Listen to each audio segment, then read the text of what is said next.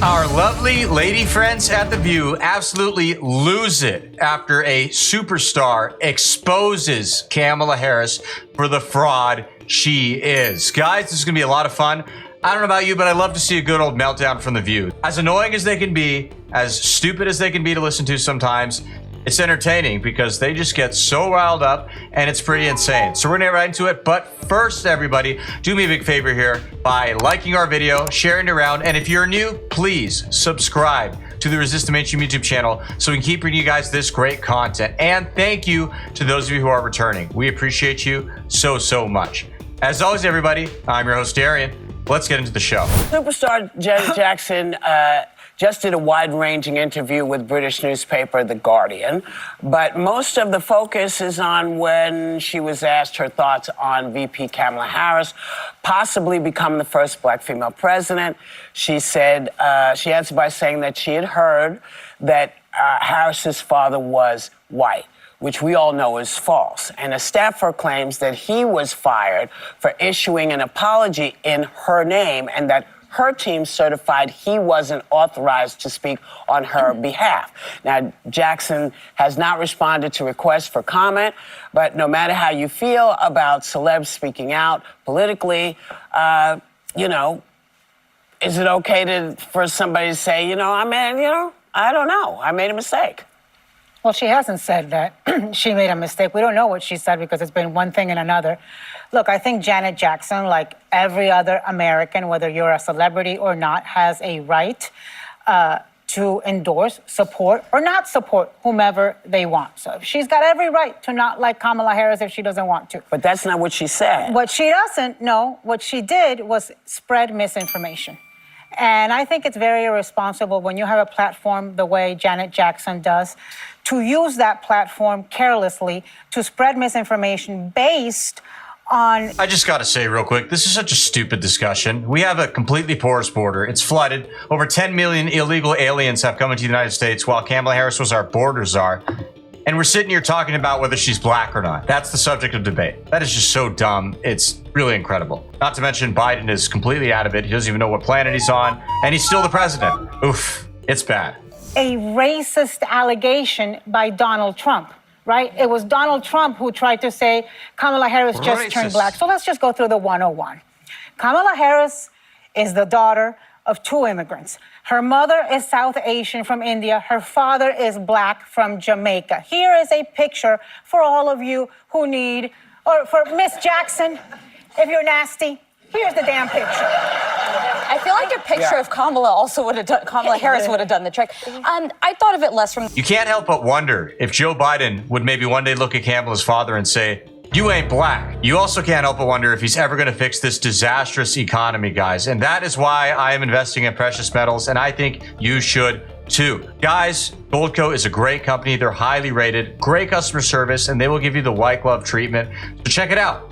Go to rtmgold.com. You can click the link in the description or type in your web browser. There are a lot of benefits here, all right? You can roll over your IRA or 401k, penalty and tax free. Yes. You heard me right, penalty and tax free. What's more, you can even get a free gold kit. A free gold kit to help you make this decision because we know it's a big deal. So check it out, everybody. Go to rtmgold.com. You can click the link in the description or type in your web browser and take advantage of Goldco's wonderful customer service. Once again, that's rtmgold.com. Click the link in the description or type in your web browser. rtmgold.com. From the perspective of Janet Jackson, who's an icon and I refuse to say anything bad about, listen, we forget that we live in information silos. This is so different than how the media was even 10 years ago, where people largely got their news and their information from legacy media, where there was a level of objectivity and a fact-checking involved. So if you perhaps get, and I'm just saying this for an example, get all your news on Facebook and you lean right of center, that algorithm is monetized and going to tee up information that reinforces your own beliefs. If you're a Trump supporter online, you very likely won't encounter ever some of the worst things that he has said. The same does go for the left. I don't even know the partisan breakdown of what happened here, but my guess is she's not looking at great sources of media. And I say all this because it's why I try to not have judgment with Trump voters. Instead, I try to engage them because I find people who are highly educated, highly successful, that support him, but they often don't don't know of some of the biggest scandals or the worst things that he's said about people or things that he's done. And I think if you take the judgment out and just kind of get back to facts and then trying to persuade people, it helps. Well, this is the number. She's such a liar. All right, first of all, Donald Trump supporters are, on average, far more informed than the average Kamala Harris voter. There's just no debating this.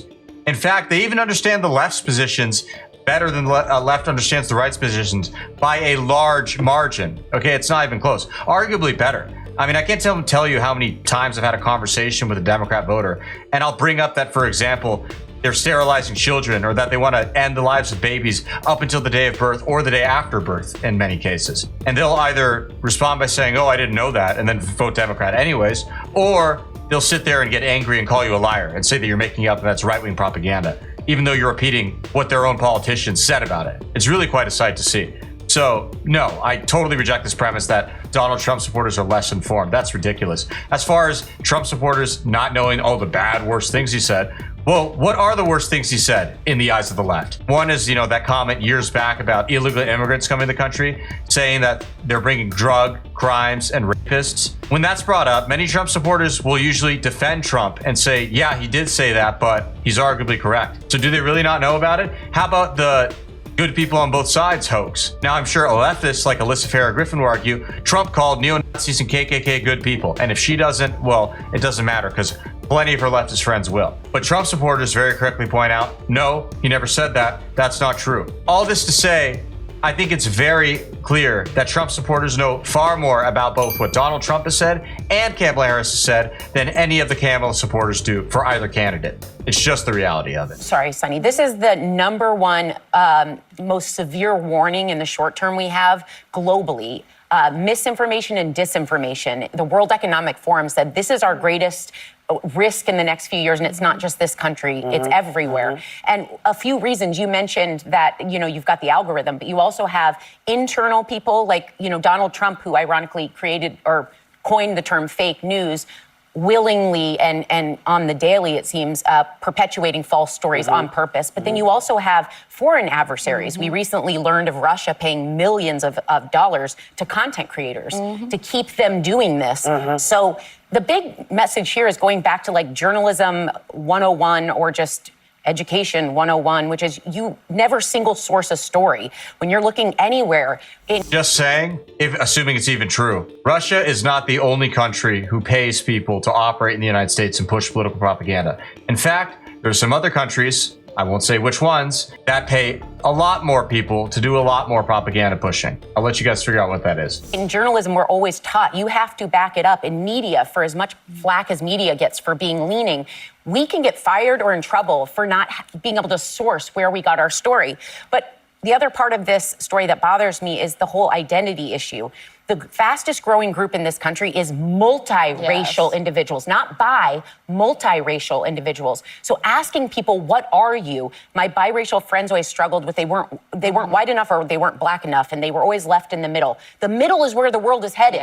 And so we need to be more open about people's identities and what they identify as and have some grace. Well, I do think you get to identify yourself, and being one of the multiracial people here at the table, I will say this. I would handle this the way Kamala Harris has, and that is to give it no air. I think Kamala is breaking barriers just by being in the room, regardless of whether Janet Jackson thinks she's black or white or Indian. The very fact that she is in the room deconstructs, in my view, the alleged societal norms that we've seen in the nearly 250 years of this country of what a presidential candidate looks like. And so I think that is what matters most. And I also think that when you are biracial or multiracial, you do get to identify yourself in any way in which you choose to identify yourself. Now, she has identified herself as a black woman. She has also said that her mother is Asian. She didn't just become black. And so it's unfortunate that Janet Jackson, an icon, admittedly said, I don't know, I haven't been reading the news these past few days. So I don't know if it comes from misinformation. I don't know if it comes from a lack of information. But all I know is that I don't want to give it this much air. But Well, Janet Jackson's got a unfortunately, no, phone, well, right? hold on. Guys, don't get mad at me, okay? I'm gonna do it. I'm gonna agree with Sonny Hostin. Maybe not for the reason she thinks, though. But totally, yeah, we shouldn't be talking about it. It's stupid that we're giving this airtime. Why are we arguing so much about this guy is that race or the other race or whatever? It's so dumb. You know, this whole idea of a hyphen American, I really can't stand it. It's just maddening to me. Why can't we just say we're all Americans here? This is a big part of the problem with our nation. We have nothing in common anymore at all, to a point where people, often Americans, will say, yeah, I'm Ecuadorian, or I'm Chinese, or I'm Korean, or whatever it might be. And it's like, dude, no, you're an American. Start acting like it. It's insane. So even in Britain, all right, another part of the West that has gotten very left-wing and woke in many ways that we can talk about another day, just like the United States has, people in Britain won't say things like, he's an African British. So why do we say African American? Seriously, it's a serious question. It just doesn't make any sense. But Well, Janet Jackson's got a unfortunately, no, phone, well, right? hold on. Yeah, she's got a phone. Janet Jackson is not a political animal. Yeah. She does, she's a musician. Her life is doing this, and she's mourning her brother. So That's right. Tito just died. I am, you know, I sometimes have said stuff and, you know, I was wrong. But people want you to say something right away, you know, but when people are coming at you saying, hey, you're not paying, you're dumb, you don't know, you know, you don't want to answer people, especially if... And you're afraid you'll get it wrong in answer. And it is a pain in the butt, I have to tell you. So sometimes people get it wrong and they're wrong. They made a mistake. They were wrong. It happens. Anybody who says it doesn't happen to every one of us, multiracial or not, we all do it. So, okay, a little grace for the girl. A little grace for the girl, all right? Well, guys, we're going to have to cut it off right there. We hope you enjoyed it. It's always entertaining to see these ladies of the View just get all their panties in a twist. With all that being said, guys, thank you so much for tuning in. We really appreciate it. As always, please be sure to comment below. Let us know what you liked about the clip, what kind of stuff you want to see in the near future, and we'll see you guys again soon. Thanks so much, and God bless.